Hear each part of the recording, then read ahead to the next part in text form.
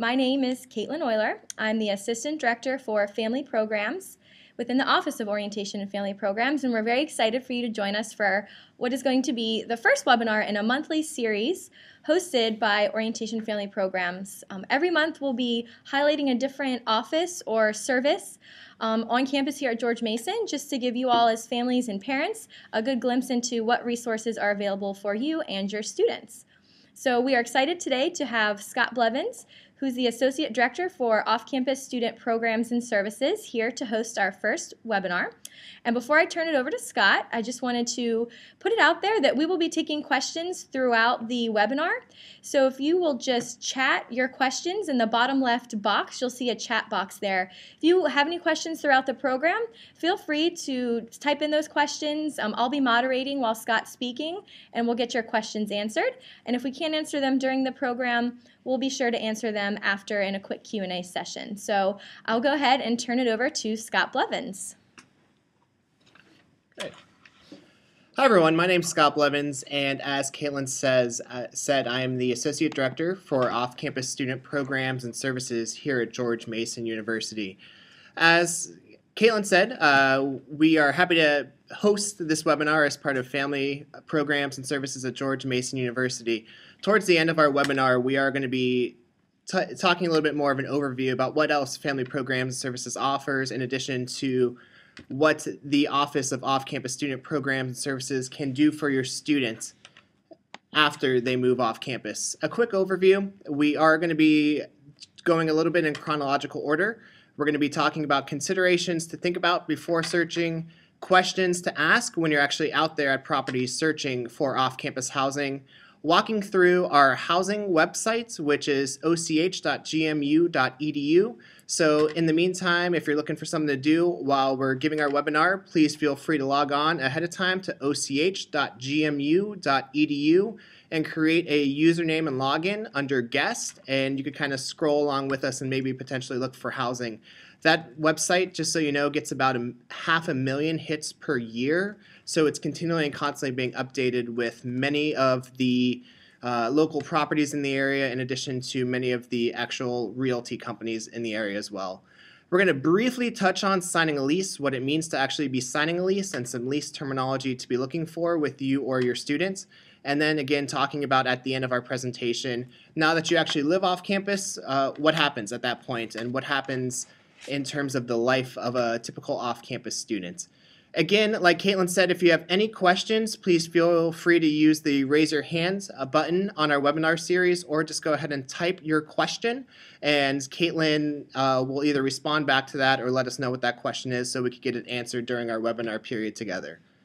So with that being said, most likely you all are here to ask that number one question of what does it look like to live off campus, and especially most importantly, what are the financial implications of living off campus? You'll see here a general breakdown of what we're looking for in terms of off-campus housing in the Fairfax/DC area. By any means, this isn't 100% drawn in blood. Y'all might find that great price out there, or y'all might look and it might be a little bit out of this price range. So this was compiled from one of our off-campus housing vendors that we work with, really truly talking and looking about what is the average cost. So again, we could be higher or lower, but this is just going to be something to ballpark numbers off of. You're going to see where it says garden apartments, that's most primarily the cheapest way that you could probably live off campus. What we mean by that room or efficiency, or that room place, is that you're either living in somebody's house or somebody's basement around the Fairfax area, especially around the George Mason University area. What you'll find is many houses rent out their basements or anything else like that as well. And somebody asked a great question if we're going to be making those slides available. All of this information, in addition to some other PDFs, will be posted on masonfamily.gmu.edu after our webinar series today. So don't worry about necessarily writing down or scribbling down all this information, because it will be made available to you after our webinar today. But like we said, the cheapest way is if you can find a room in a house, or whether that's with another family, that family owns that house, or whether it's, hey, I'm going to be living with 3 or 4 other students and we're all going to rent that large house and then rent out the rooms for that as well. The big difference is, again, if you're talking about elevator apartments, what we're really talking about there is high rises in the DC/Fairfax area. So just know that when we're talking about those elevator apartments, we're really talking about those high-rise places as well. So that's going to give you a general breakdown. Anything between $625 all the way down to $2,900 if you do have that 3-bedroom apartment as well. But what I also don't want you to do is, now that your son or daughter or student is going to be living off campus, don't forget about utilities. These are sometimes costs that we have provided for us when we live on campus, but then when we move off campus, some of that's lost in translation a little bit. So water, sewer, trash, sometimes it's included within apartments, but not houses. So something to really keep asking those agencies, or whether it's a private landlord, about, or what utilities are included within that. Your electric or gas, you're looking at an apartment anywhere between $75 to $120. A house, again, depending upon how big that house is, how cold of a Virginia winter we have. This year it was absolutely summer in the wintertime, so the gas bill and electric bill was probably a little bit less. Something to think about is cable and internet, especially for students in the area. Be on the lookout for startup cost. Is there a startup cost to hook up and start my cable or internet, or what that might look like? Cable and internet bundles, as you all know about, are approximately $100 per month. So again, just something to include in your when you're budgeting and saying, is off-campus housing for me? And this is just a simple cost comparison. So we pulled these numbers off our residence housing and residence life page, and this is just some sample numbers for what on-campus housing looks like and the cost for on-campus housing. So you'll see that anything between a suite, if you live in a single, double, or triple, or new apartments, and versus the student apartments, which are a little bit of the older apartments here on campus. Something to note is you'll see that on the triple, the 6,900 mark, that triple is actually the one that includes a kitchenette on campus, which is more of the apartment feel on campus, and that has a kitchenette in it, which includes a sink, microwave, and small refrigerator. Another quick note is that these are the annual prices. Annual prices for Res Life, again, what we're looking at is approximately a 9-month contract. So divide these numbers by 9, and then you'll get your monthly price. So people always ask, is it more expensive? Is it more cheaper to live on or off campus? And really that gets into creating a budget for yourself. And here you see, and you get a PDF of this that's a little bit more clear for everything, but really start to look at what is your true budget for moving off campus. Are you going to have renter's insurance? Are you going to have cable and internet on your own, and what that might look like to you? But more than anything, once we get that financial situation figured out, it goes back to that question, and answering that question is on or off campus housing cheaper for my students, or is on campus or off campus housing more affordable? And this really gets into, what is your priority when you live off campus? Are you looking at location? Are you looking at cost? Are you looking for a length of a lease? Many of our apartment complexes in the area only rent out at a 12-month lease versus that academic year lease that our on-campus housing currently offers. What is the quality? If you're going to be looking to live in a mansion, hey, guess what? It's going to be cheaper to live on campus. So what is that standard of living that you're actually looking for? At this point, we are going to have Caitlin give us one of our first questions from our webinar block that we have at the very bottom. Caitlin.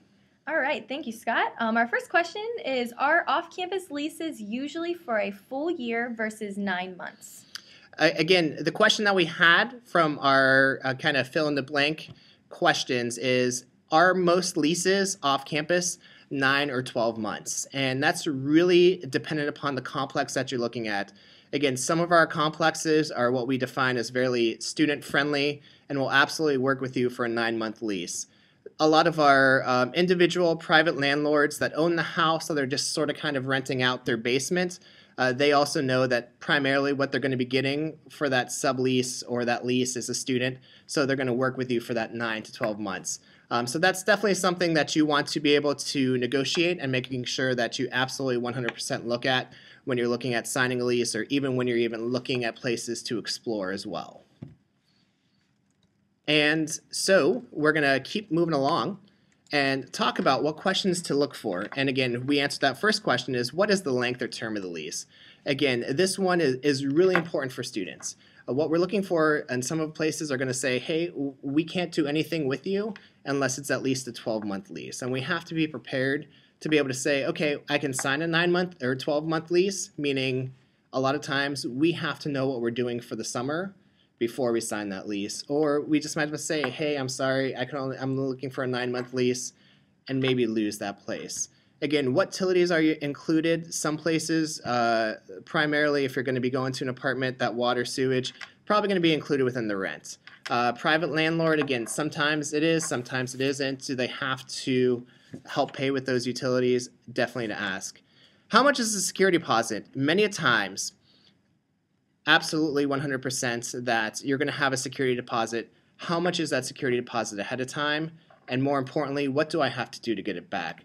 Are there certain things within the lease that I'm looking for that has stated, hey, you're going to lose $75 with an apartment cleaning fee at the end of that security deposit, or what that might look like? How many parking spaces are included? It's the city of Fairfax. It's in the DC area. Parking is always at a premium, so how many parking spaces are included within that? Some of our properties have, with the apartment that you rent, you get 1 space that's given to you, and anything else is off the street parking and students are on their own. Some places, 1 parking spot is free, and with an additional $75 payment or whatever that may be, you get an additional parking space as well. So definitely something to think about. One important piece, and this is where you start to talk about roommates and what you're looking for in terms of roommates, is how can I pay my rent? Do I have to pay with 1 check, or will you accept multiple checks? What's the way to get you that rent check? Because, for example, if Caitlin and I are splitting an apartment, sometimes it just works a little better if Caitlin pays her part of the rent and then I pay my part of the rent individually to the landlord, and not necessarily have to worry about transferring money back and forth to and from one another. So that's a really important question to ask, is do you accept multiple rent payments, or are you just looking for 1 standard payment, whether it's once a month or 4 times a year, whatever that may be. Another important piece is what happens if there's a problem. Is there a maintenance person on call 24 hours a day, 7 days a week? And again, one of our most important questions is what is not allowed? What is the pet policy? What is, especially some of our private landlords in the area might say, okay, you're not allowed to have guests past 2 or 3 in the morning. Again, if you're living in a family's basement or a garden apartment, sometimes they don't like noise there as well. So what is not allowed when you're looking and searching for properties? Safety features, and this is one that's very important to a lot of our family members. Ask, and all these questions, especially when you're searching for housing or when your son or daughter or student searching for housing, it's really important that you answer all these questions. Any reputable landlord, any reputable agency, they will have not a problem answering these questions. In addition, we're also going to talk a little bit about ask for references, especially if they're George Mason University students or if they're a private landlord in the area. Chances are they've rented out to Mason students before. If it's a good and reputable landlord, they should not have a problem giving you those references. The same thing with any agency as well. Anybody who gets a little upset or gets angry or says, why are you asking me these questions? Chances are it's probably not right for your son or daughter, or probably not right for a George Mason University student. So just make educated decisions. But safety features to keep looking at. Have the locks or doors been rekeyed? What are the fire escapes routes to this? The wiring behind the wall, when's the last time that was looked at? When's the last time that was done? Are the smoke detectors in working order? I've talked to a couple students who have came by my office and said, yeah, we've absolutely looked through this place. Have you heard anything about it? The one thing that really blew us off is the smoke detectors were off the walls and it not working when we went through. That's a huge red flag, is when you're walking through those places, if these kind of things aren't up to speed, something maybe necessary to look about. Another big piece, and this is maybe a little bit of a pet peeve of mine, but make sure that the windows can open. And if you're looking at those, again, what we're talking about is primarily those houses, primarily those private landlords that are renting out those rooms, a room or two. Make sure that the windows open and that they're not painted over. Just something for me, looking back when I was college student and when I was undergraduate, that was something that was big and stood out to me. Are the entrances well lit? And is there security on premises? If something does happen, can I go ahead and file or call somebody to absolutely get that resolution 100% of the time? The other piece to talk about security is actually to talk about security when looking for apartments. Many students, as you know, Craigslist is sort of kind of a big deal. That's actually how I found my current place where I live. However, Craigslist is also sometimes a trap for our students. So some of the big things to think about are if it's too good to be true. We saw some of the prices in the Northern Virginia, DC area. It's not the most cost-effective and cost-efficient place to live. So chances are if a deal is way too good to be true, it is a scam. So make sure that your students are well aware, or whether it's you searching on Craigslist, that just use common sense, that know that there's some people on Craigslist trying to really truly take advantage of that situation. Make sure that it's not some, hey, you know, send me the keys and I'll send you the rent check, whatever that may be. Just make sure that you're using some good common sense when you're looking for Craigslist. At this point, we are also going to turn it over and go to our off-campus housing website finder. And again, this was the website that we gave at the very beginning of the webinar for y'all to kind of play around with as you see fit. But if you want to give us a quick second, what we're going to do is go ahead and turn it over to our off-campus housing finder. And so after you go ahead and create an account, and if you're a student, you can create a student account. If you're a guest, you can go ahead and create a guest account. And what we want to do is just show you a couple quick features for our housing website finder. So we're going to go ahead and act like we can log in to the website. And from there, what that's going to be doing is pull up our housing website finder. So it's really searchable friendly. If we're looking for fine rental housing, say we want to go ahead and click on this apartment, Vienna Park. So what that's going to be able to do is pull up Vienna Park, talk to you a little bit about what's available, the cost per unit, the deposits, the maximum occupants that we're allowed to move-in dates, what that's available and what that looks for. And I'm waiting just a quick second for that to load. And so you'll see that there's a little bit of a property description for you as well. Just so you know, in addition to that, watch out for the prices. Some of the prices are some of our agents who advertise on the website keep really up-to-date records, but use this as more of a template and a guide and a frame for what that actual cost per unit actually is. So I'm going to look at to Caitlin. It seems like we have another quick question. So we're going to pass it over to Caitlin, answer that question, and be going from there. Scott, we had a question about, are these locations recommended by George Mason University that are on the housing locator? Yes. So what I will tell you is these aren't necessarily George Mason University approved. However, this is subcontracted out, so it's landlord agencies and rental properties that have decided to advertise with George Mason University. What I will tell you too is we do keep a little bit of a complaint file on any of these agencies or any of these properties that we seem to have a student coming to our office to be able to say, hey, I'm having a problem with my landlord. It's this agency and this unit. So we do have a little bit of that file, a little bit of the records for that go pretty much a year back because we are a brand new initiative and a brand new office at the university. So we don't have this longitudinal study of, hey, there's been X number of complaints, but we do have some nice anecdotal data for you that'll pretty much tell you, is this something that's reputable? Have we been getting a lot of complaints about this agency as well? If there are multiple complaints, that's the times where we contact them and say, hey, we've received X number of complaints. You probably shouldn't be advertising with us anymore. But again, what we have is about a year's worth of information to be able to do that. So if you go on to, I'm going to go back to home really quickly. And if you go ahead and click on advanced search, this is a nice way to kind of start to shrink your search for what you're actually going to be looking for. You'll see that you can pretty much shrink your search by anything and everything that you're looking for. So the first thing that I'm going to do, say I want to live in Alexandria. I'm going to go ahead and unselect all, click on Alexandria as the only place that I want to be living in. And then if I go down to amenities, say that I'm looking for off-street parking, the pet policy. I do have one dog, so I'm going to go dogs only. Laundry facility, laundry room and community is more than fine with me. And I'm going to go ahead and not worry about the move-in time. Click search.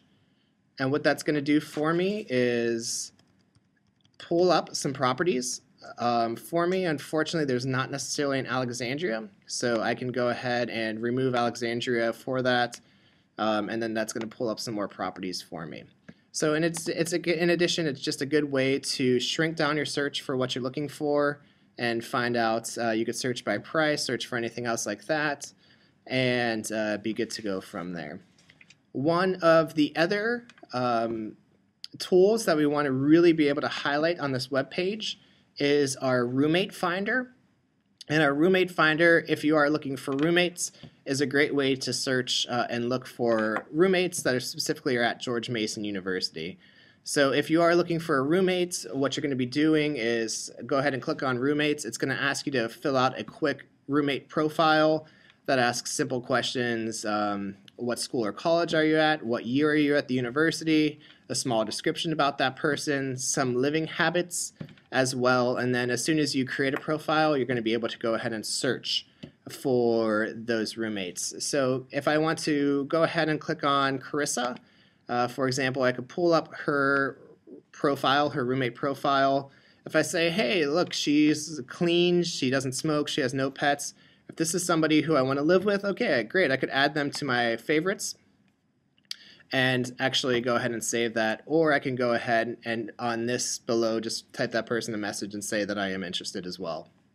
So our roommates tool is a great feature that we're just really truly starting to advertise and make sure that if your son or daughter or student is looking for a roommate, that this is a really truly great place to start as well. This is necessarily something that we don't monitor 100%, but again, if you're logging in as a student and to create that student profile, we are asking you for some George Mason University specific information as well. So again, please go ahead and tell your students about och.gmu.edu. Again, like we stated, it gets about 500,000 hits per year, and whether that's just searching through the listings or whatever that may be, it's just a really great way to look for housing and to also be looking for roommates using that roommate features tab that we talked about as well. So I am going to go ahead and switch back actually now to our PowerPoint and kind of continue on with our webinar today.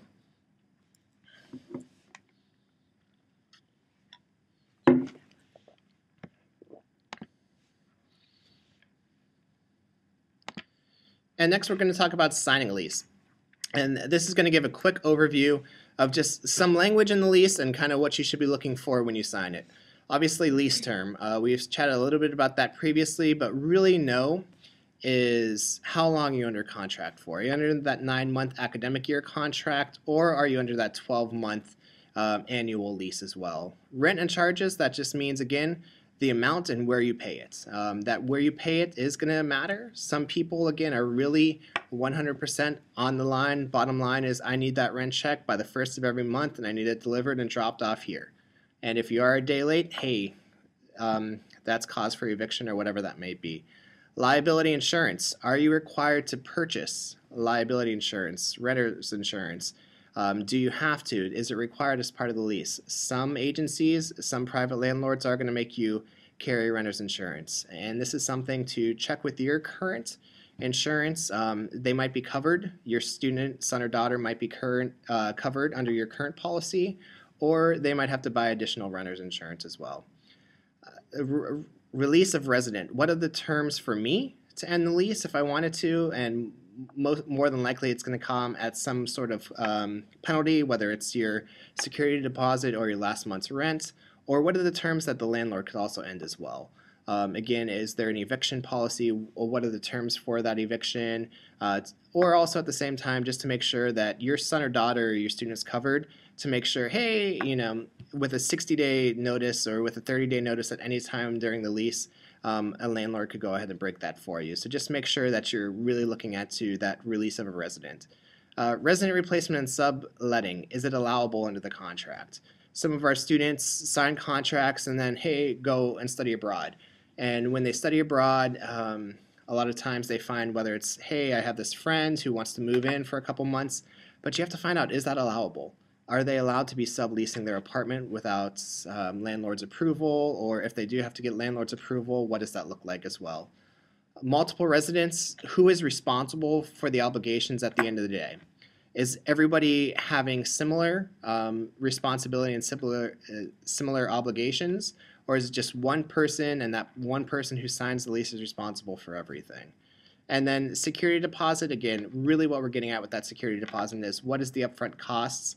And number two, what do I have to do to get back my security deposit at the end of my term and at the end of my lease? Again, what we're looking at is when we're signing a lease, what are we truly saying? Is you read the lease, you understand it, and agree to it. And that's really important, because whatever's in writing in the court of law, that's going to be the guiding document for the decision that gets made. If there's any kind of difference between what a landlord talks about and what he actually does, what they're going to go to in a court is actually what is in the lease and what is written down. And that's what I tell a lot of students or anybody who's looking for off-campus housing is, whatever you do, get it in writing. Whatever it comes to signing off on a lease, making sure you understand it, agree to it, and at the end of the day, when push comes to shove, if there are those additional things, for example, oh yeah, I put a pet policy that I don't allow pets in my lease, but I'll let it slide for the first couple months and see how it goes from there. Get it in writing, get it in the lease, because if it's not in the lease and it's just that conversation and something happens, the guiding document that's going to hold up is going to be what's in that lease. Move in and move out, and this is a really important piece to note, and I think our friends, Housing Your Residence Life, do a really great job of their move in and move out process, because they have checklists, they have students walking through the resident hall rooms with the people living in those rooms. The first thing is make sure that there's some sort of checklist with that landlord or agency. If there's not one, go ahead and just make up a checklist. And by checklist, what I do mean is just go ahead, walk around to the rooms, walk around inside the closets, note or mark any conditions that are wrong with that property. If there's a scratch or a ding or a nick somewhere, make sure you write that down. Take pictures of any and all details. The more information, the better here. Because when it comes to move outs, if there is a discrepancy with how you treated your apartment or what that might look like, it's going to be, again, the more documentation, the better for you. And that walkthrough, that original walkthrough when you move in, should be scheduled within 5 days of moving in. And that walkthrough could be with your landlord, just to be able to make sure and say, hey, here's what I'm documenting on this checklist. I have a picture of this as well. In addition, 3 days without moving out, just to be able to say, okay, I'm moving out, let's go do this walkthrough and let's talk about if there is any more damages to those households or not. And so before we go ahead and open it up randomly for questions, what I want to do is briefly talk about the life of an off-campus student. So after your son or daughter or student moves off campus, then what? Then what happens? The first thing that I tell students is really, truly, at the end of the day, when push comes to shove, being an off-campus student is the absolute same as being an on-campus student, with the exception of where they go home and sleep. There are so many opportunities provided for off-campus students, and these are the same opportunities that are provided for on-campus students. So we encourage them. One of the great places and one of the great pieces of living off campus is you have your own kitchen, you could do your own shopping, you can make your own meals, which might be a great way to save money. But at the end of the day, when push comes to shove, they could still buy a meal plan. They could still eat at Southside. They could still have our all-you-care-to-eat dining facilities. There's absolutely no difference from being an off-campus student and an on-campus student. However, we do have some additional programs for off-campus students to really, truly make sure that they're staying connected to those resources on campus. The biggest program that we really want to promote is our High Five for off-campus students. Our High Five for off-campus students is a parking lot program that happens in parking lot A or K, which if you are an off-campus student and do park, that's primarily where you're going to be parking. And it happens every day that ends in a 5 during the week. In addition, during finals week, and a lot of the questions okay, what happens for studying reasons and implications for finals week? We do have a 24-hour day, 7-day a week study lounge for our off-campus students, and that happens on the 3rd floor of the Johnson Center. And so we're really proud to be offering that to our off-campus students. So during finals week, they always will have a place to study as well.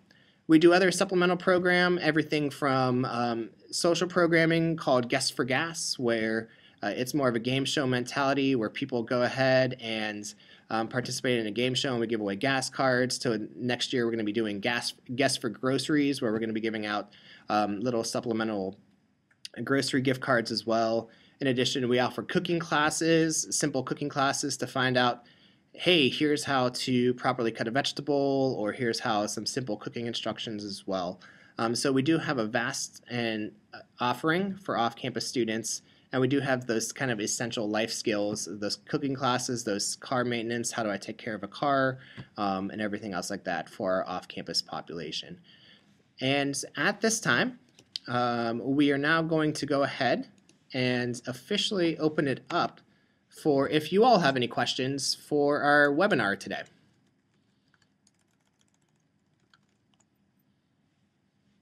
And as Caitlin wrote, please feel free to type in your questions if you do have any of those questions, and we could get those answered for you.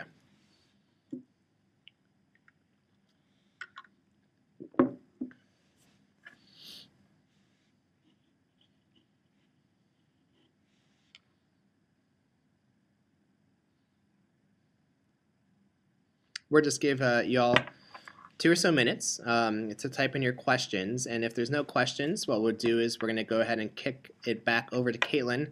Caitlin's going to generally talk about family programs and services, what they have to offer, and some other information about upcoming webinars as well.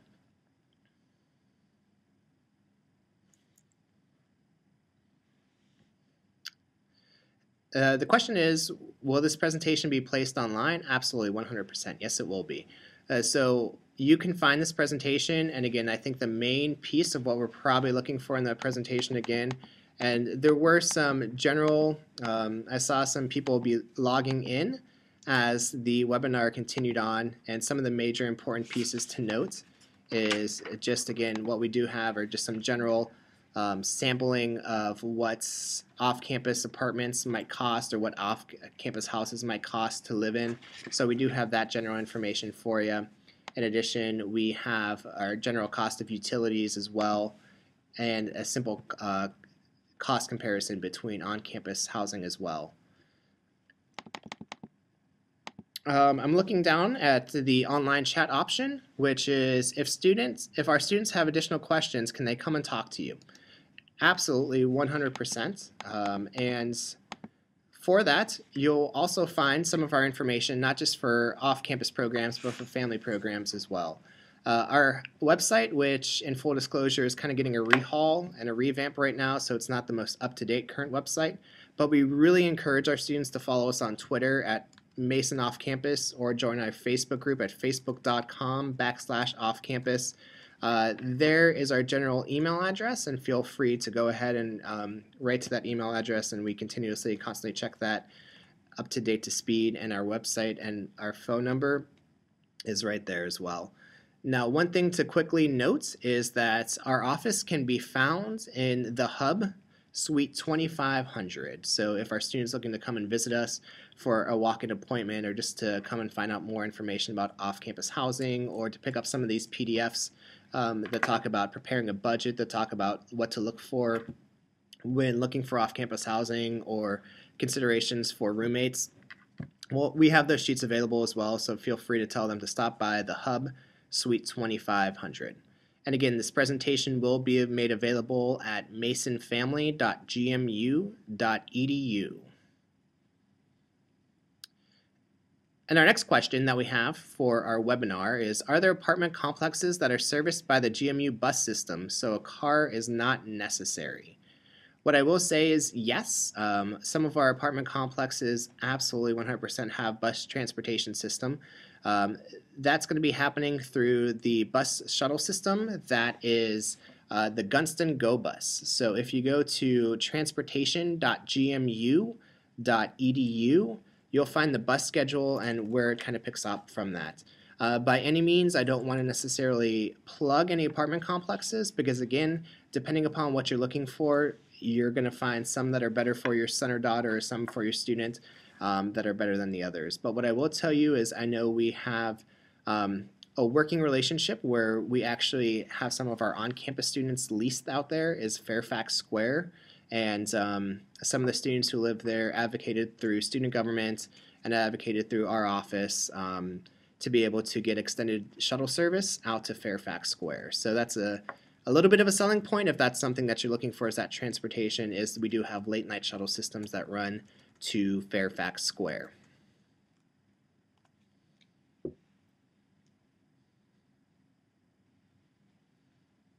And we'll go ahead and give another quick minute if we do have any questions.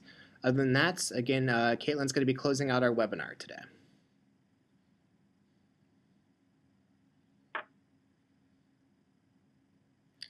And with that, again, what we're going to do is close out my piece of the webinar, which again is for off-campus student programs and services.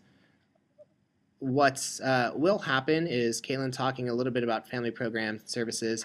I'm actually going to take over the chat feature as well, so if you do have any questions that you still want answered, I will be available on chat for probably about the next 10 minutes or so, so feel free to stay on the webinar and I'll answer those questions directly through you for chat. So again, thank you all for participating. Our office is always open for students. If your students have any questions, feel free to send them our way. If not, also feel free to go ahead and email me directly or give me a call.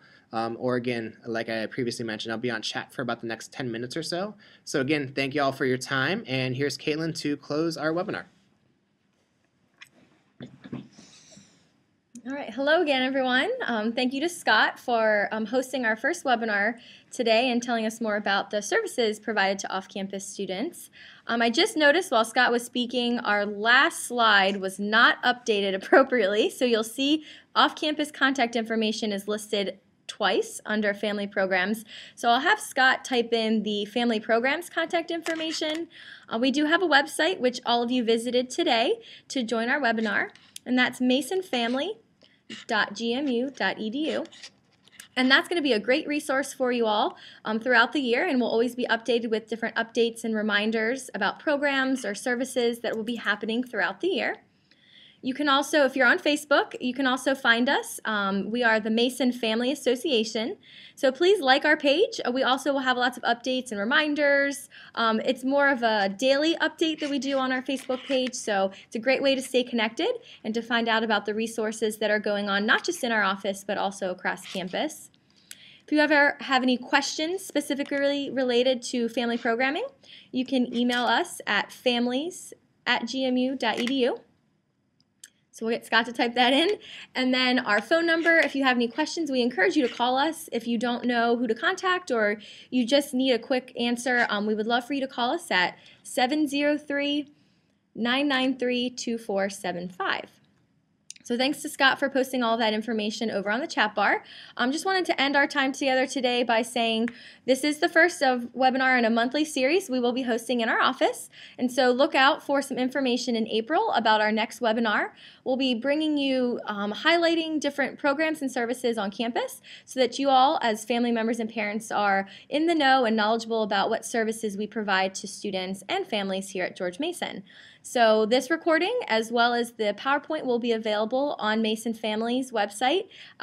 Shortly today, this afternoon, we'll have that up for you. And of course, feel free to contact Scott or myself at those email addresses we have listed on the screen if you have any further questions about off-campus programming, family programming, or just questions in general. So thank you all for joining. Scott will stay on the chat feature here for a few minutes if you have any additional questions. And if not, have a great day. Thank you.